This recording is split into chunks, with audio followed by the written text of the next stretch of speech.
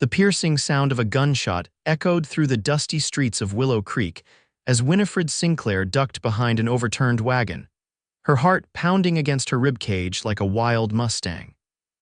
It wasn't how she'd planned to start her new life in this frontier town.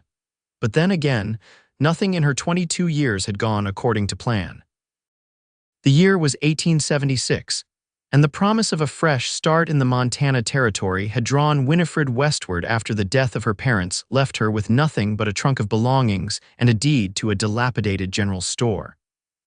The town of Willow Creek had seemed like the answer to her prayers until she discovered just how unwelcoming it could be to a woman with ambitions beyond marriage. "Miss Sinclair," Sheriff Thomas called out, his weathered face appearing around the wagon. "You can come out now." Just a drunk cowpoke firing into the air, Winifred stood, brushing the dust from her simple blue dress. "Thank you, Sheriff. That's the third incident this week." "Well, madam, that's frontier life," he said with a shrug. "Perhaps this is why ladies such as yourself typically arrive with a husband." She straightened her shoulders. "I don't need a husband to run a general store, Sheriff." "No offense meant, Miss Sinclair," he said, though his expression suggested otherwise, "but a woman alone out here. Well, it invites trouble. Not to mention that store of yours needs considerable work. Men around here are saying it's a fool's errand." Winifred had heard it all before from the stagecoach driver who'd brought her to Willow Creek from Mrs. Patterson, who ran the boarding house, from nearly every soul she'd met since arriving. A woman alone couldn't survive here, couldn't run a business, couldn't possibly succeed without a man's protection. "I appreciate your concern," she said firmly, "but I'll manage." As Sheriff Thomas tipped his hat and walked away, Winifred turned toward her store at the end of the main street. The faded sign reading Sinclair's General Goods hung crooked over the door. Windows were cracked, the porch sagged, and inside wasn't much better. But it was hers, the only thing her father had left her. Taking a deep breath, she pushed open the door and stepped inside. Dust motes danced in the shafts of sunlight streaming through the dirty windows. Half-empty shelves lined the walls, and the floorboards creaked ominously under her feet. With limited funds, and seemingly the entire town betting against her success, the challenges ahead seemed insurmountable. The sound of heavy boots on the porch interrupted her thoughts. A tall silhouette filled the doorway, blocking the light. "Store's not open yet," she called out, not turning from where she was inventorying what little merchandise remained. "So I see," came a deep voice, rich as molasses. "Looks like you could use some help with that." Winifred turned to find perhaps the most striking man she'd ever laid eyes on leaning against the doorframe.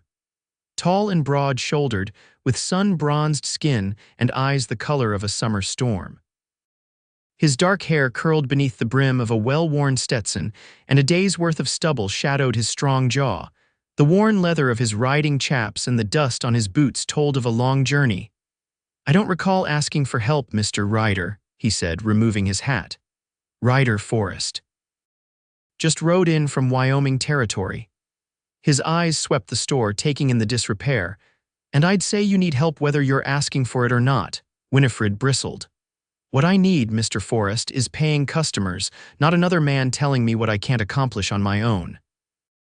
To her surprise, a slow smile spread across his face, revealing a dimple in his left cheek. "I don't believe I mentioned anything you can't do, Miss Sinclair. Winifred Sinclair, Miss Sinclair," he nodded. "I merely observed you could use help. And as it happens, I'm handy with tools and looking for work." She eyed him suspiciously. Men didn't offer help without expecting something in return. Her experience had taught her that much. Why would a cowboy want to repair a general store? "Shouldn't you be off roping cattle or whatever it is cowboys do?" Ryder chuckled, a warm sound that seemed to fill the empty store. "I've done my share of that. Right now, I'm between jobs and low on funds. Figured I might as well put my carpentry skills to use while I decide my next move." "I can't pay much," Winifred warned. "Room and board plus a small wage would suffice," he replied. "I noticed the empty room above the store would save me paying for a hotel." Winifred hesitated. Having a man living above her store would set tongues wagging in this small town. Then again, they were already talking, and the truth was, without help, she'd never get the store ready to open properly. "1 week," she said finally. "We'll see how it goes for 1 week. The room needs cleaning, but it's yours if you want it. Ryder settled his hat back on his head. Deal. I'll fetch my things and be back before sundown. He turned to leave but paused at the doorway. Oh, and Miss Sinclair, don't worry about what folks are saying. In my experience, the people who tell you what you can't do are usually just afraid you'll prove them wrong. With a tip of his hat, he was gone, leaving Winifred staring after him, wondering if she'd just made a terrible mistake or the first good decision since arriving in Willow Creek. True to his word, Ryder returned as the sun was setting, leading a dappled gray horse laden with saddlebags and a bedroll. Winifred watched from the window as he carefully unloaded his belongings, struck by the gentleness in his hands as he tended to his mount. "Your room's upstairs," she said when he entered, pointing to a narrow staircase at the back of the store. "It's not much, but it's private. Appreciate it," he said, shouldering his saddlebags. "I'll be down at first light to start work." The next morning, Winifred woke to the sound of hammering. She dressed quickly and found Ryder already replacing broken floorboards, his shirt discarded in the summer heat, revealing a muscled back marked with several long scars. He looked up as she entered, wiping sweat from his brow. "Hope I didn't wake you too early," he said. "No, it's fine. I'm usually up with the sun." She tried not to stare at his bare chest as she moved behind the counter. Coffee, wouldn't say no. They fell into an easy rhythm over the next few days. Ryder worked tirelessly, repairing floors, fixing shelves, and replacing broken window panes. Winifred focused on cleaning, organizing the remaining inventory, and writing letters to suppliers in Denver and St. Louis. They spoke little, but the silence was comfortable rather than strained. On the fourth day, as Winifred was scrubbing years of grime from the front windows, Mrs. Patterson from the boarding house stopped outside, her pinched face a mask of disapproval. "Good morning, Mrs. Patterson," Winifred called, trying to sound cheerful. "Is it?" The older woman replied, glancing pointedly at Ryder, who was repairing the sagging porch. "I see you've hired help. Or is there another arrangement I should know about?" Winifred felt heat rise in her cheeks. "Mr. Forrest is simply doing repairs in exchange for room and board." "Nothing improper about it," Mrs. Patterson sniffed. "A young, unmarried woman and a drifter living under the same roof. Perhaps things were different where you came from, but here in Willow Creek, we value propriety." "With all due respect, madam," Ryder interjected, straightening up, "Miss Sinclair is my employer, nothing more, and I'd appreciate if you didn't impugn her character." "Well, I never," Mrs. Patterson spluttered. "Have a good day now," Ryder said firmly, returning to his work. As the woman huffed away, Winifred couldn't help but smile. "That won't help the gossip," Ryder shrugged. "Some folks will talk no matter what you do, might as well give them something worth talking about." That evening, as they shared a simple meal of beans and cornbread at the small table behind the counter, Winifred found herself studying Ryder. Despite his rough appearance, there was something gentle about him, something thoughtful in his storm-gray eyes. "Why did you really come to Willow Creek?" she asked suddenly. Ryder looked up, surprise crossing his features before he masked it. "Like I said, I was passing through." "No one just passes through Willow Creek, Mr. Forrest. We're not on the way to anywhere." He was quiet for a long moment, then sighed. "I was running from something, if you want the truth. Thought a small town off the main trails might be a good place to lay low for a while." Winifred tensed. "Are you in trouble with the law?" "No," he said quickly. "Nothing like that, just personal troubles." He met her gaze. "I promise I'm not bringing danger to your doorstep." Something in his eyes made her believe him. "We all have pasts we'd rather forget," she said softly. "I won't pry further." "And what about you?" he asked. "What brings a refined Eastern lady to a dusty frontier town alone?" "My father left me this store when he died. It was all I had left." She traced the rim of her cup with her finger. "He and my mother came out here years ago but returned east when I was born. My mother never liked to talk about their time here. And yet you came." "I had nowhere else to go," she admitted. "After my parents died of influenza last winter, the creditors took everything except this deed. I thought I could make a fresh start." Despite what everyone said, Winifred smiled ruefully. "The banker in Philadelphia told me to sell the deed. The stagecoach driver told me no woman could run a business alone out here. Mrs. Patterson said I'd be married or gone within 6 months. Sheriff Thomas thinks I'm a burden he needs to protect. And what do you think?" "I think," she said, lifting her chin, That I'm tired of men telling me what I can't do. Ryder's eyes crinkled at the corners as he smiled. Then I look forward to watching you prove them all wrong, Miss Sinclair. The week passed and neither mentioned Ryder leaving. As the store began to take shape, Winifred found herself grateful not just for his skilled hands, but for his quiet companionship. Each evening they would share a meal and conversation, and she discovered that beneath his rugged exterior was a well-read man with thoughtful opinions and a dry wit that often made her laugh. One afternoon, as Ryder was mounting the new sign above the entrance, a commotion drew Winifred outside. 3 men on horseback had stopped in front of the store, their expressions hard as they surveyed the improvements.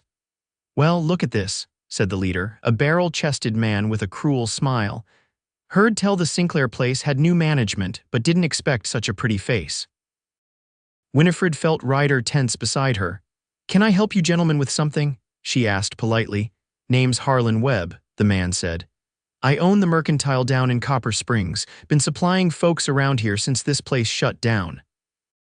"Well, Mr. Webb, Sinclair's will be open for business soon, so folks won't have to make that long ride anymore." Webb's smile didn't reach his eyes.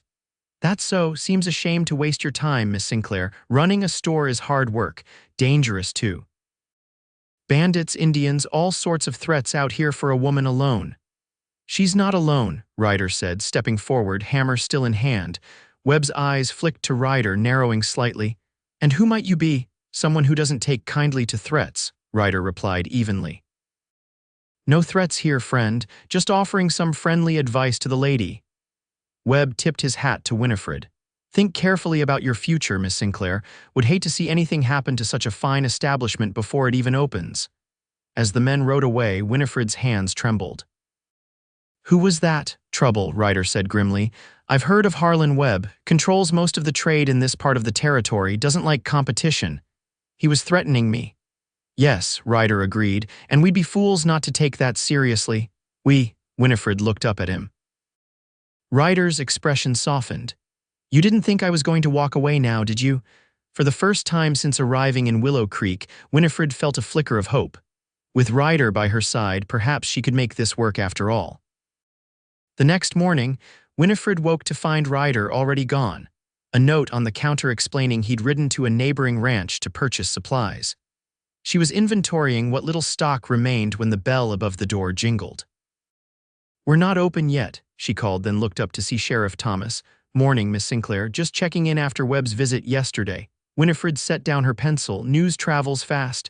"Small town," the sheriff shrugged. "Webb's not a man to cross. Been known to run people out of business who compete with him." "I'm not afraid of a bully," Winifred replied, though her voice wavered slightly. "Maybe you should be." Thomas looked around the store. "Where's that cowboy of yours?" "Mr. Forrest has gone for supplies." "And he's not my cowboy, he's an employee," the sheriff snorted. "Right. Well, just so you know, I asked around about him. Nobody seems to know much. Drifter like that could be running from something, might not stick around when trouble comes." "Are you implying Mr. Forrest would abandon me if Webb causes problems?" "I'm saying men like that don't put down roots, Miss Sinclair. Don't count on him being here for the long haul." Thomas adjusted his gun belt. "Webb's got connections, friends in high places. And he's not above using force to get his way." "Is that a warning or a threat, Sheriff?" Thomas sighed. "Just trying to save you heartache, madam. This territory isn't kind to stubborn women or to strangers who don't know their place." He headed for the door. "Think about selling. Webb would give you a fair price for the property, enough to get you back east where you belong." After he left, Winifred sank onto a crate, her confidence shaken. Perhaps everyone was right. Perhaps this had been a foolish dream from the start. She was still sitting there when Ryder returned, his arms laden with parcels. One look at her face and he set everything down, crouching before her. "What happened?" The concern in his voice unleashed something inside her, and the story spilled out the sheriff's warnings, Webb's threats, the town's certainty she would fail. And beneath it all, her fear that she was indeed fighting a losing battle. "Maybe I should sell," she whispered. "Go back east with whatever money I can get." "Is that what you want?" "It doesn't matter what I want. They're right. A woman alone can't." "You're not alone," Ryder interrupted, his hand covering hers. "And the only person who decides what you can or can't do is you, Winifred." It was the first time he'd used her given name, and something about the way it sounded in his deep voice made her heart skip.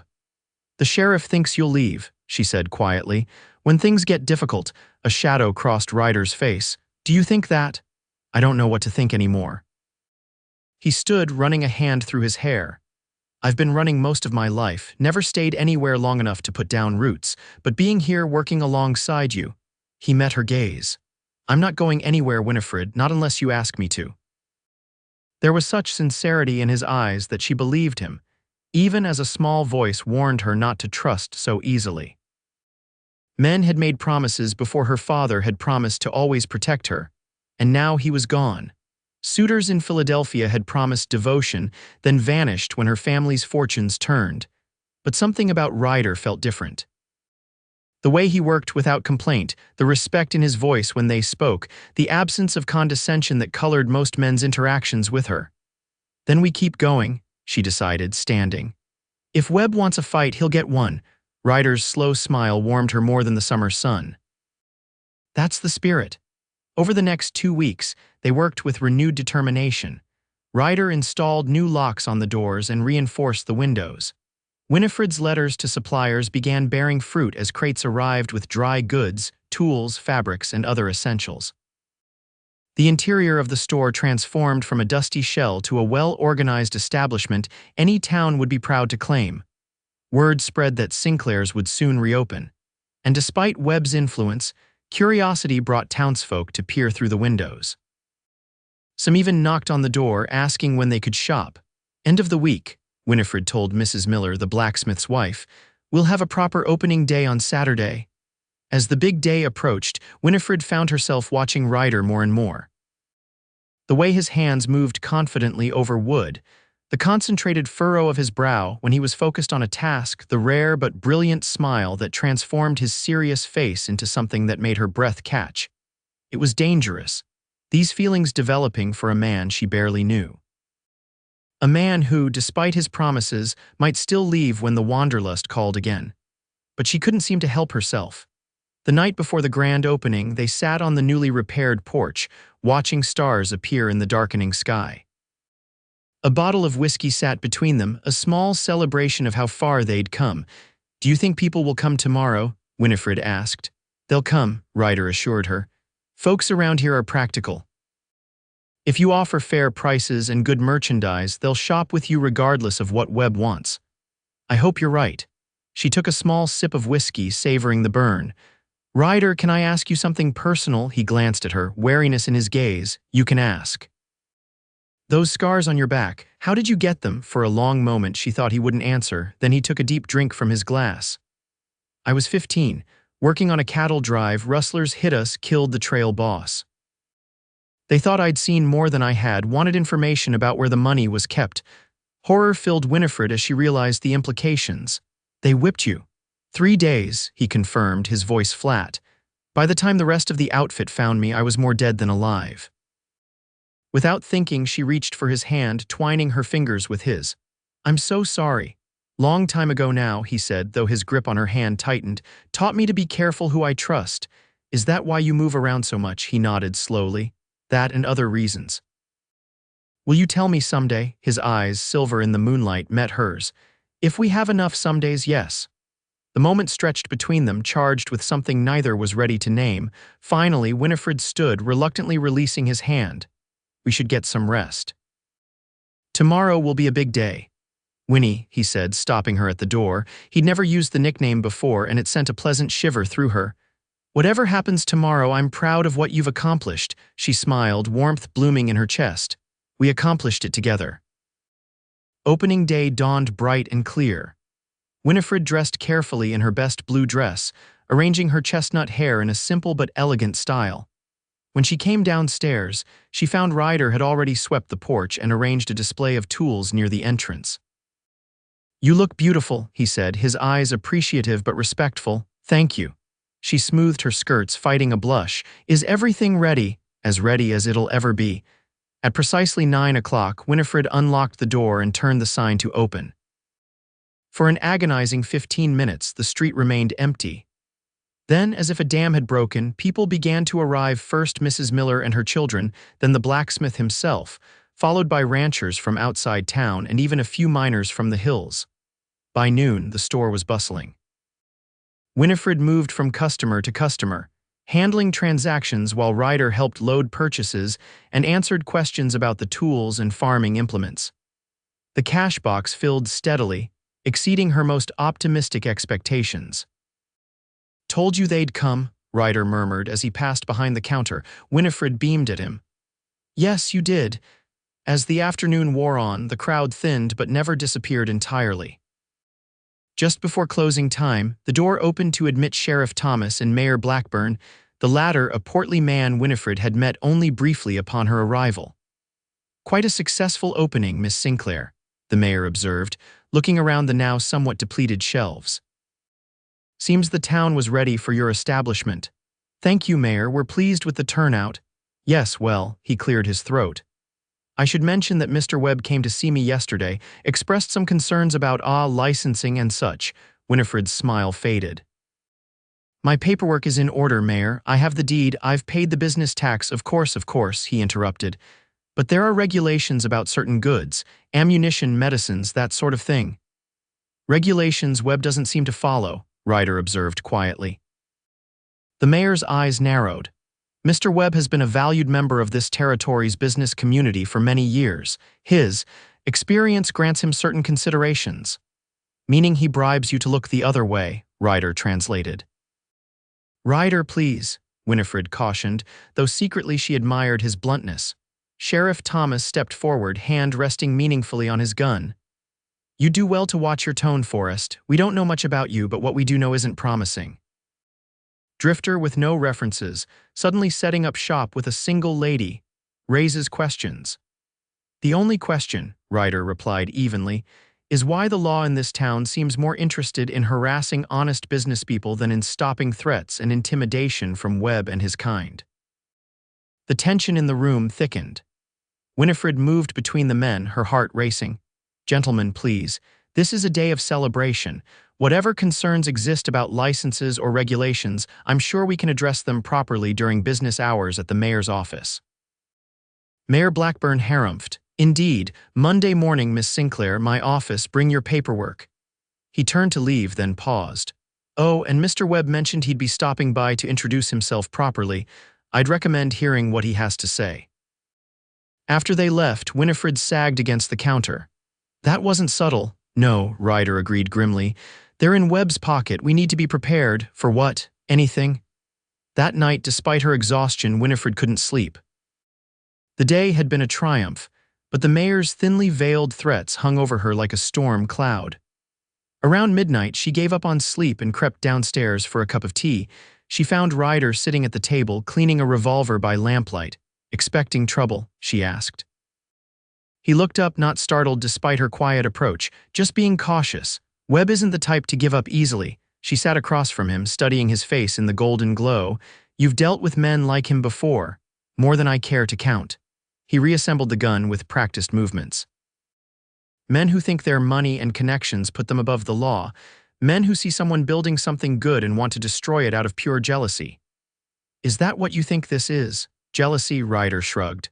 "That and control. Webb likes being the only game in town. Makes him feel powerful." "And what do you like, Ryder Forrest?" The question slipped out before she could stop it, his hands stilled on the weapon. "What do you mean? You said you've been drifting most of your life. What would make you want to stop, to stay somewhere?" Their eyes met across the table, and the air between them seemed to vibrate with unspoken possibilities. "Something worth staying for," he said softly. "Someone worth building a life with." Winifred's heart pounded so loudly she was certain he must hear it. "And have you found that?" "Here in Willow Creek." Before he could answer, a crash from the front of the store shattered the moment. Ryder was on his feet instantly, gun in hand. "Stay here," he ordered, moving silently toward the source of the noise. Ignoring his command, Winifred grabbed the lamp and followed. In the main room, moonlight streamed through a broken window, illuminating a rock on the floor, a paper wrapped around it secured with twine. Ryder picked it up, unwrapping it carefully. His face hardened as he read the message, then wordlessly handed it to Winifred. In crude block letters, it read, "Close down or burn down, your choice." Ryder spent the night on a chair by the door, rifle across his lap, while Winifred tossed and turned upstairs. The threat changed everything. This was no longer just about business competition. Webb was willing to resort to violence. At dawn, Ryder finally came upstairs, looking weary but resolved. "I think you should leave town for a few days," he said without preamble. "Visit one of your suppliers in Denver, perhaps." "Give me time to handle this." "Handle it how?" Winifred asked, alarmed by his tone. "I know men who owe me favors, men who could help discourage Webb from further action." "You're talking about hiring gunmen," she realized. "Fighting violence with violence. Sometimes that's the only language men like Webb understand." Winifred shook her head firmly. "No, I won't be run out of town, and I won't resort to their methods. If we do that, we're no better than they are." Frustration crossed Ryder's features. "This isn't about moral high ground, Winnie. It's about staying alive. Webb won't stop at threats." "Neither will I," she replied, chin lifted in defiance, "but we'll do this my way first." "And what way is that?" "We show the town that Webb isn't their only option. We become indispensable to them. If the whole community stands with us, even Webb will think twice about burning down a business the town needs." Ryder ran a hand through his tousled hair. "It's risky." "So is hiring gunmen," she countered. "Please, Ryder, trust me." After a long moment, he nodded reluctantly. "Your store, your decision, but I'm not leaving your side until this is resolved." True to his word, Ryder remained close as they boarded up the broken window and opened for a second day of business. News of the vandalism had spread through town, and Winifred was surprised to see many of the same customers return, some openly expressing support. "Webb's been gouging us for years," Mrs. Miller confided as she purchased flour and sugar. "Time someone stood up to him." By midday, Winifred had formulated a plan. She would offer credit to families who couldn't afford to pay immediately, something Webb refused to do. She would order special items customers requested, no matter how obscure. And most importantly, she would price her goods fairly, even when it meant smaller profits. "It's a good strategy," Ryder admitted as they ate a quick lunch between customers. "But it won't stop Webb if he's determined to use force." "Then we'll face that when it comes," Winifred said, more confidently than she felt. They didn't have to wait long. Just before closing, the now familiar sound of horses outside announced visitors. This time, Webb himself entered, flanked by two burly men whose hands hovered near their guns. "Miss Sinclair," Webb said, removing his hat with exaggerated courtesy. "Thought it was time we had a proper chat." Ryder moved to stand beside Winifred at the counter, his presence reassuring. "Mr. Webb," she acknowledged coolly, "if you've come to shop, you're welcome to browse. Otherwise, we were just closing." Webb's smile didn't reach his eyes. "Direct, aren't you? I like that." He looked around the store. "Nice place, shame about the window. Accidents happen so easily in these parts." "What do you want, Webb?" Ryder asked bluntly. "Not talking to you, Cowboy." Webb's gaze remained on Winifred. "I'm here to make Miss Sinclair a business proposition, one that could save her a lot of trouble." "I'm listening," Winifred said, though she already knew what was coming. "I'll buy you out, fair price, enough to get you back east in comfort. Maybe set up a little dress shop or whatever it is ladies like to do. And if I decline," Webb shrugged, "then I can't guarantee your safety or the safety of your employee." He cast a meaningful glance at Ryder. "Frontier's dangerous. Fires, robberies, all manner of misfortunes befall the unwary." "Sounds like a threat to me," Ryder said, his hand drifting toward his gun. "Just stating facts," Webb replied, though his men tensed visibly. Winifred laid a calming hand on Ryder's arm. "Mr. Webb, I appreciate the offer, but this store isn't for sale. Not to you, not to anyone." Webb's facade of politeness cracked. "Don't be stupid, girl. You're in over your head. No one in this town will stand with you against me. I own half the businesses and have dirt on the other half. Even your Cowboy here won't stick around when things get rough. Men like him never do." Something in Winifred snapped. "That's where you're wrong, Webb, about all of it. This town is tired of your monopoly and your methods, and Mr. Forrest isn't going anywhere." She stepped forward, fear replaced by anger. "So take your threats and get out of my store. We're closed." For a tense moment, Webb stood frozen, clearly unaccustomed to being defied. Then he jammed his hat back on his head. "You've made a mistake, Miss Sinclair, a costly one." His eyes shifted to Ryder. As for you, Forrest, I've sent telegrams. It's amazing what information comes back when you ask the right questions. Ryder stiffened beside her, and Winifred felt a flutter of unease. What information could Webb have uncovered? After Webb and his men departed, Ryder locked the door with more force than necessary. What did he mean about telegrams? Winifred asked. Ryder's expression was closed, his body tense.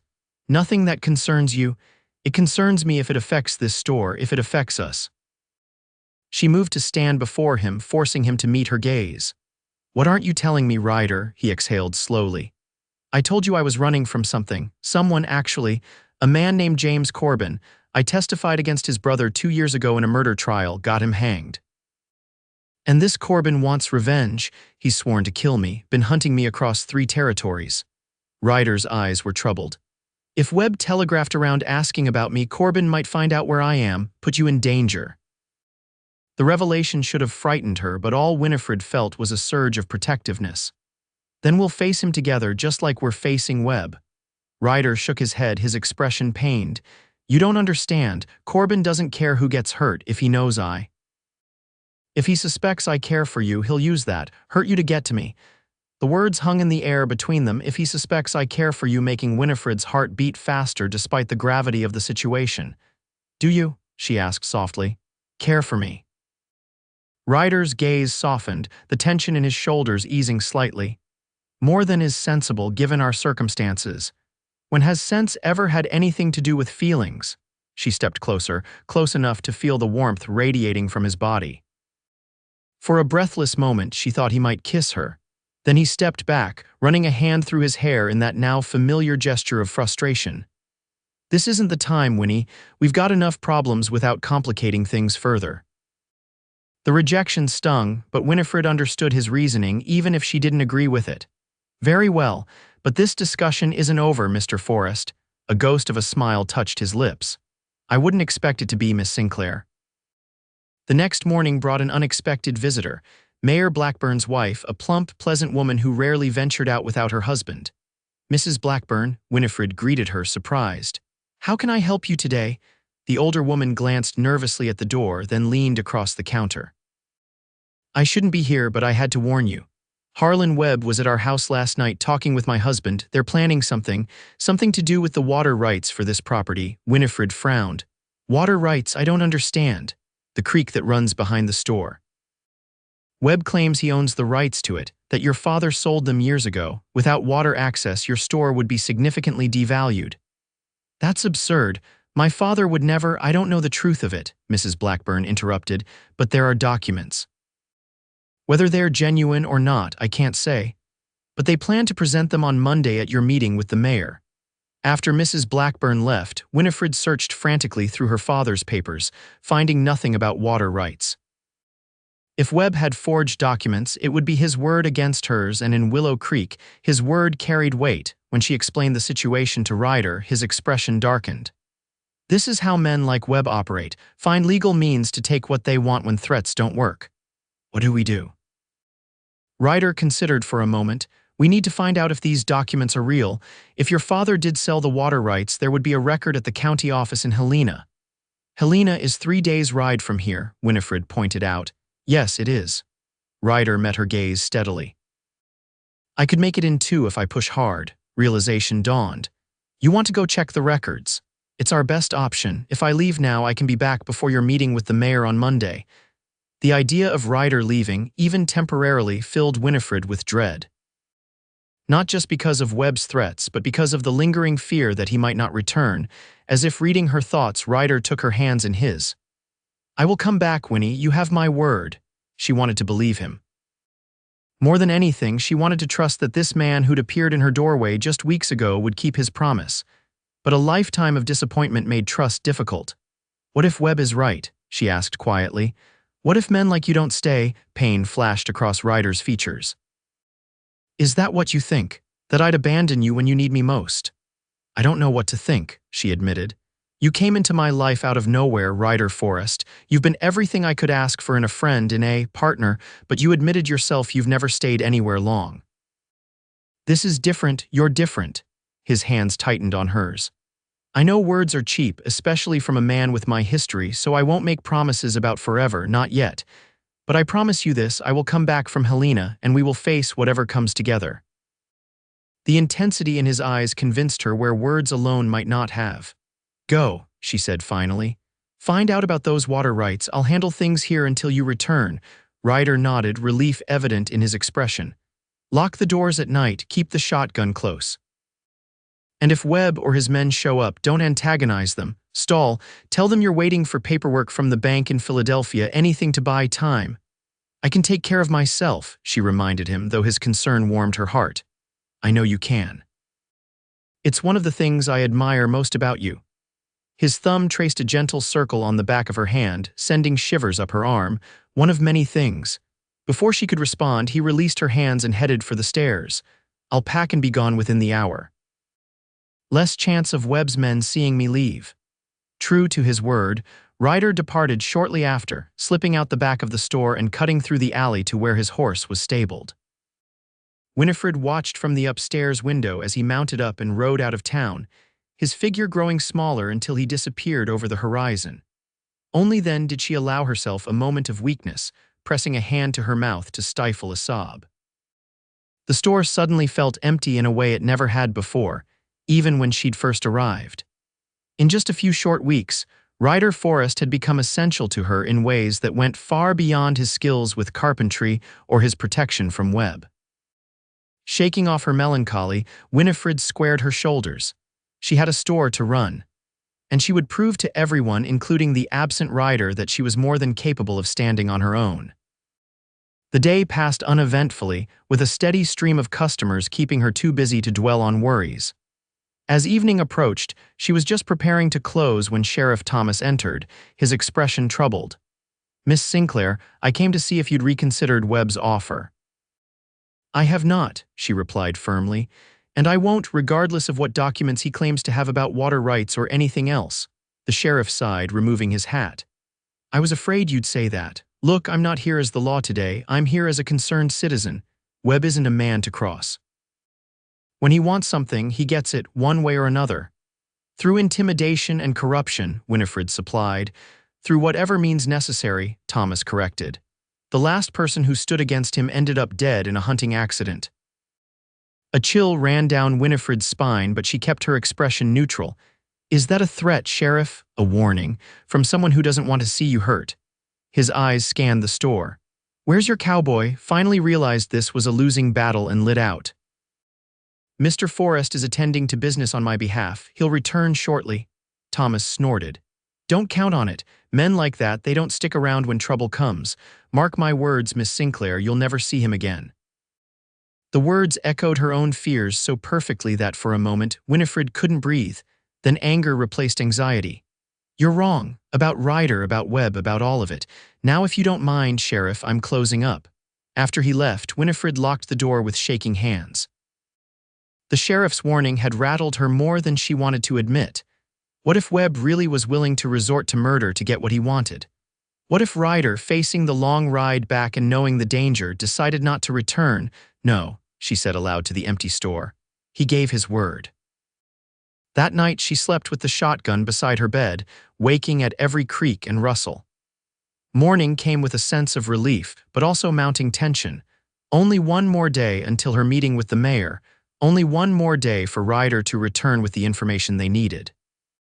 Sunday was typically quiet in Willow Creek, with most businesses closed as people attended church.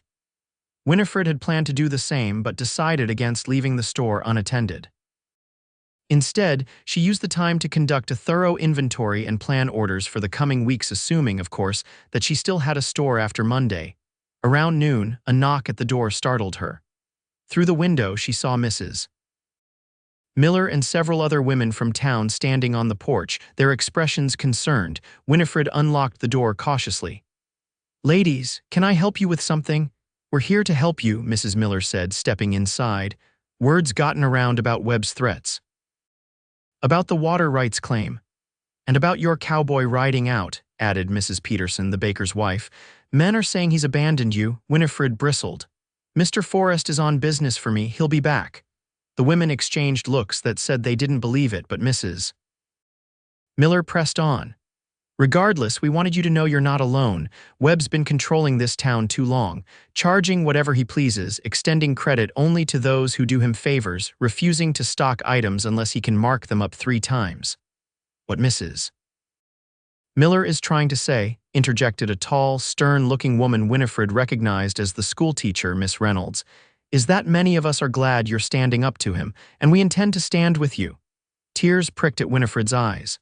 I appreciate that truly, but Webb is dangerous. I can't ask you to put yourselves at risk. You didn't ask, Miss Reynolds replied firmly. We're offering. Women in this territory have to stick together, especially when the men are too afraid or too corrupt to do what's right. For the next few hours, the women helped Winifred around the store, organizing shelves, cleaning, and sharing information about Webb's dealings that confirmed her worst suspicions about his business practices. More importantly, they promised to spread the word that Sinclair's general store would remain open despite Webb's pressure. As they were leaving, Mrs. Miller squeezed Winifred's hand. For what it's worth, I hope your Mr. Forrest does return, the way he looks at you when you're not watching. Well, a woman recognizes that kind of devotion. The words warmed Winifred through the long, lonely evening. As darkness fell, she found herself constantly drawn to the window, searching the road for any sign of a rider. But the night remained still and empty. Monday morning arrived with a knot of dread in Winifred's stomach. Her meeting with the mayor was at 10 o'clock, and there was still no sign of Ryder. Had something happened to him on the road? Had Webb's men intercepted him? Or had he simply decided the fight wasn't worth the risk? She dressed carefully in her most businesslike outfit, a navy skirt and jacket over a white shirtwaist, and pinned her hair in a severe style that she hoped conveyed competence and determination. Before leaving, she searched once more through her father's papers, looking for anything that might contradict Webb's claim to the water rights. In a hidden compartment of her father's old desk, she found something unexpected, a letter addressed to her in her mother's handwriting, dated just weeks before her death. With trembling fingers, Winifred opened it. My dearest daughter, it began.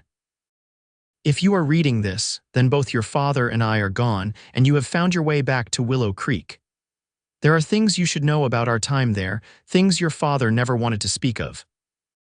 The letter went on to explain that her parents had left Willow Creek not just because of her birth, but because of threats from a businessman named Webb who had tried to force them to sell the store. Her father had refused, and Webb had retaliated by spreading rumors that ruined her father's reputation and drove customers away. He even tried to claim your father had sold him the water rights, her mother wrote. A complete fabrication, but one he nearly made stick through bribed officials. We have the original deed with the water rights clearly included, kept in the safe deposit box at First National Bank in Philadelphia. If you ever need it, the key is hidden in the lining of your father's Bible. Winifred's hands shook as she set down the letter. The Bible sat on her bedside table. Rushing to retrieve it, she carefully examined the binding until she found a small bulge in the leather. Using a penknife, she slit the lining and extracted a tiny key. It was too late to telegraph Philadelphia and have the deed sent in time for her meeting. But the knowledge that it existed, that her mother had foreseen this very situation, gave her courage. Webb's claim was false, and somewhere there was proof. All she needed to do was stall until Ryder returned if he returned with confirmation from the county records. At precisely 10 o'clock, Winifred entered the mayor's office, her head held high despite the nervous flutter in her stomach.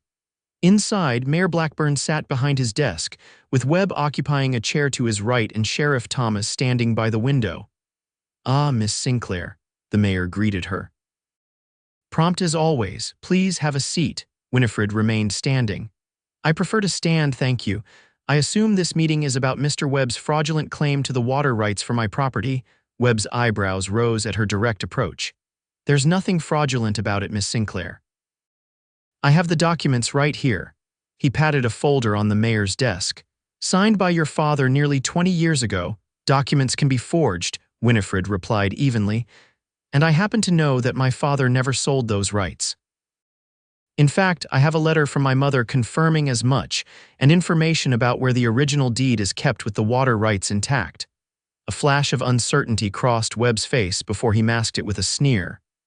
A convenient claim, but where is this original deed? Not here, I'll wager. It's in Philadelphia, Winifred admitted. But I've sent for it. Should arrive within the week. This was a bluff. She hadn't had time to send any telegram, but she needed to buy time. Mayor Blackburn cleared his throat. Well, this puts us in a difficult position. Without seeing both documents, it's hard to determine. There's nothing to determine, Webb interrupted angrily. I've been using that water for years. Got witnesses who'll testify to it. The rights are mine. Usage doesn't equal ownership, a deep voice said from the doorway.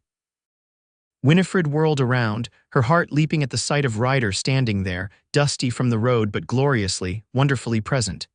Relief washed over her so intensely she nearly swayed on her feet. Ryder's eyes found hers, a smile playing at the corners of his mouth. Sorry I'm late. Had to push my horse pretty hard to make it back in time. Who the hell do you think you are, barging into a private meeting? Webb demanded. Ryder entered the room, closing the door behind him. Ryder Forrest, Miss Sinclair's business partner. And I've just come from the county records office in Helena, where I found something interesting. He reached into his coat and pulled out several folded papers. The original land grant for the Sinclair property, which clearly includes rights to Silver Creek. And more interestingly, no record of any sale of those rights. Not 20 years ago, not ever. He handed the documents to the mayor, who adjusted his spectacles to examine them, Webb's face flushed with anger. Those records could be incomplete. My document is a forgery, Ryder finished for him. And not a very good one from what I gather. The county clerk was quite interested to hear about it, mentioned something about fraud being a serious crime in Montana territory. The mayor's expression grew increasingly uncomfortable as he compared Webb's document with the papers Ryder had brought. These do appear to be official county records, and they make no mention of any transfer of water rights. This is absurd, Webb spluttered. You can't take the word of a drifter over a respected businessman. Actually, Ryder said calmly, the county clerk also gave me this. He produced an official-looking letter. A statement confirming the Sinclair water rights and noting that any document claiming their transfer without county record would be presumed fraudulent. Sheriff Thomas finally spoke up. Mayor, perhaps we should adjourn to consider these new developments. It was clear the men needed time to regroup, to formulate a new strategy now that Webb's plan had fallen apart. The mayor nodded quickly. Yes. Miss Sinclair, Mr. Forrest, thank you for bringing this information. We'll need to review it thoroughly before making any decisions. Of course, Winifred said sweetly. Take all the time you need. In the meantime, my store will continue operating as usual with its water rights intact.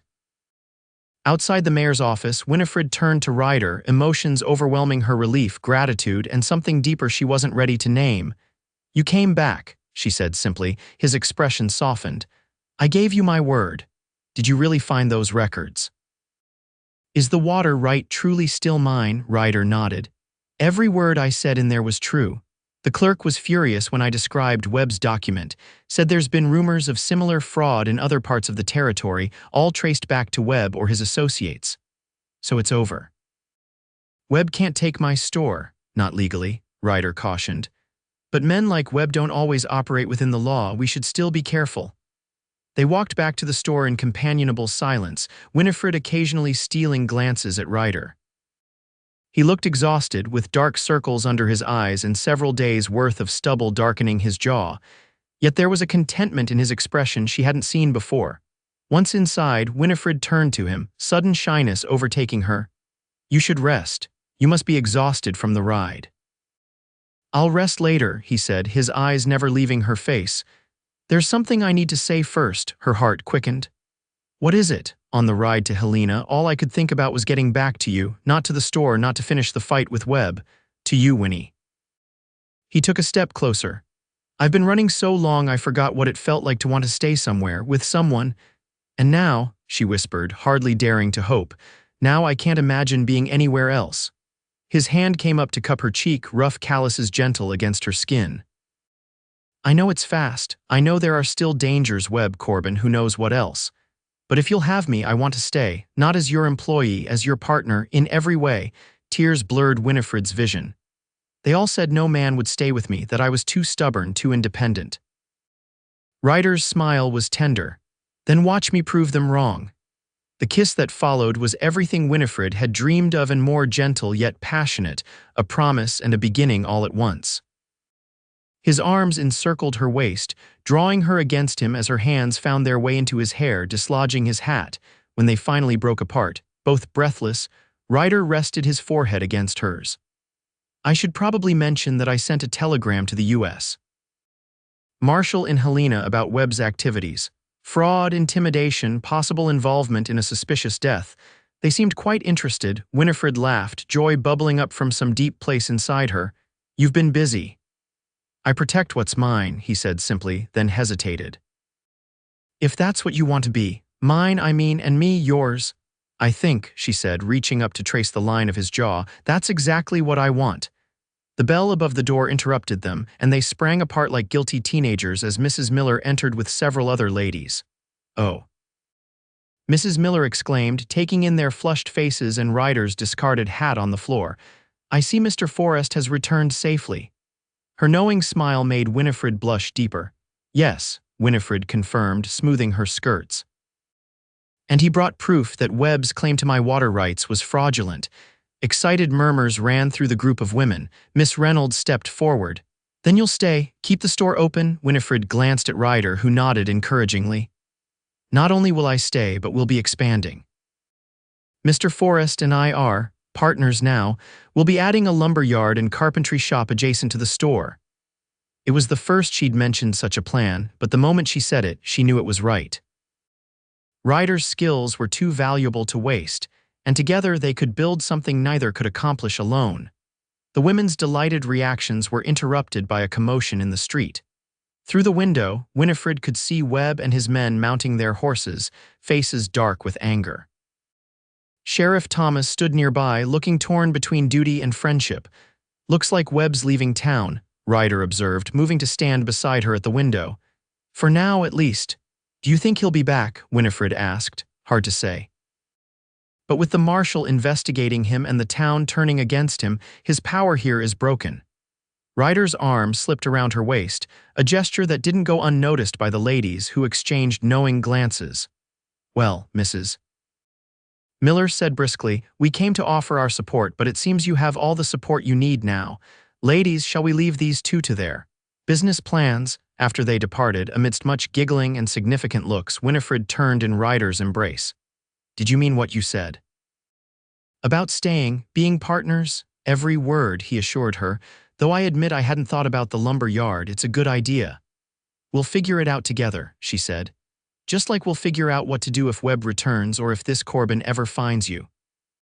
Ryder's expression grew serious. Corbin is a real threat, Winnie. I need you to understand that. I do.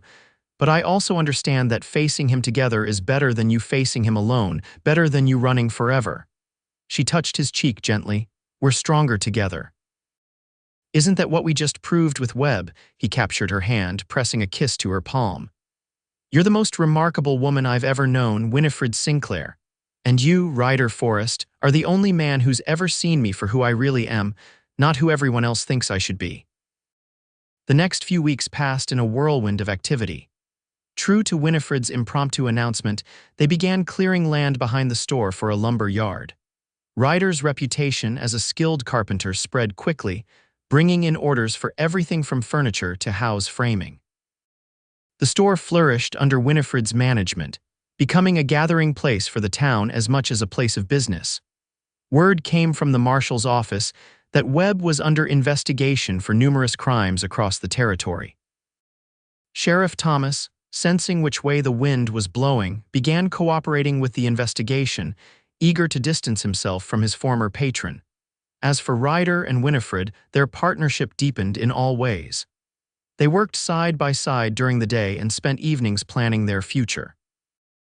The town quickly accepted them as a couple, with only a few old busybodies still clucking about propriety. We should do something about that, Ryder said one evening as they sat on the porch watching the sunset.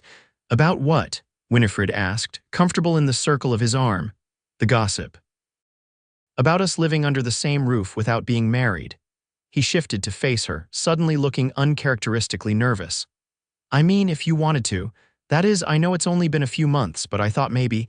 Winifred couldn't help but laugh at his uncharacteristic stammering. Ryder Forrest, are you trying to propose to me? Relief washed over his features.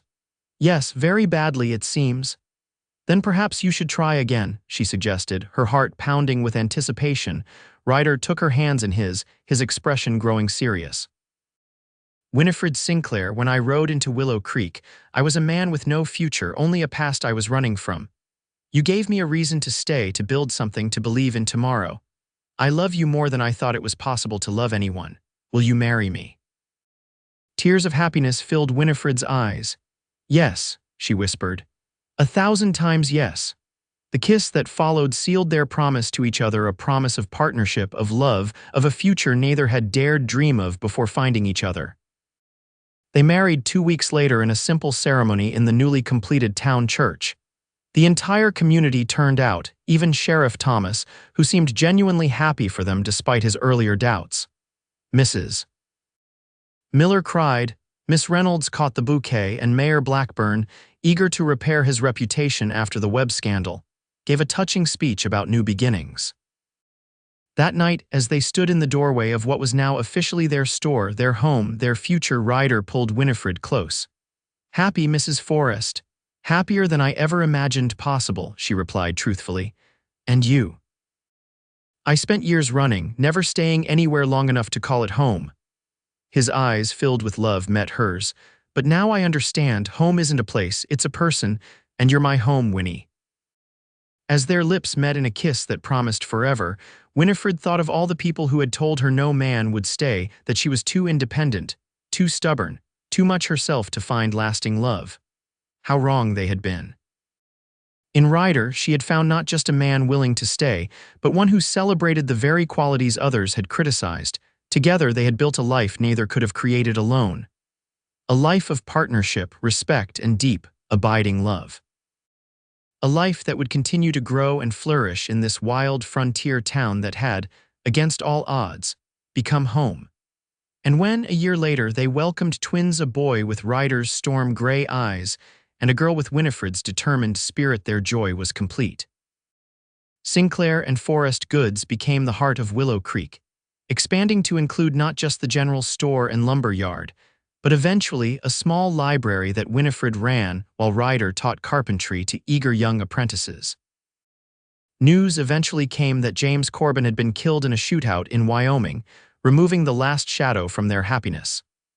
Webb served 5 years in territorial prison before disappearing east, never to return to Montana. On their 5th wedding anniversary, as they sat on the same porch where Ryder had proposed, watching their children play in the yard with the dog Ryder had rescued from a storm, Winifred rested her head on her husband's shoulder. Do you ever think about how close we came to never finding each other? She asked. If you hadn't ridden into Willow Creek that day, if I'd given up and sold the store, Ryder's arm tightened around her. I believe some things are meant to be, Winnie. You were meant to be stubborn enough to stay. I was meant to be tired enough of running to stop, and we were meant to find each other right here in this unlikely place. They all said no man would stay, she murmured, still amazed sometimes by their journey. Ryder kissed the top of her head, his voice rich with love accumulated over years of shared joys and challenges. And I said I'd prove them wrong. I think 5 years, 2 children, and a thriving business counts as proof, don't you? Winifred smiled, her heart full. More than enough proof. More than enough love, more than I ever dreamed possible. And as the Montana sunset painted the sky in shades of gold and pink, they sat together. No longer the stubborn woman determined to make it alone and the wandering cowboy with nowhere to call home, but partners in the truest sense in business, in parenthood, in life. Together they had built something neither could have imagined alone. A love strong enough to weather any storm, a family bound by choice as well as blood, and a legacy that would endure long after they were gone. In a frontier where survival often depended on fierce independence, they had discovered the greatest strength of all, the courage to depend on each other, to trust, to love without reservation. And in doing so, they had not only proved the doubters wrong, but had created a happiness beyond measure, a life rich with purpose and joy. Just as they had transformed the abandoned general store into the thriving heart of Willow Creek, they had transformed each other, healing old wounds and building new dreams. And in the end, that was the greatest adventure of all.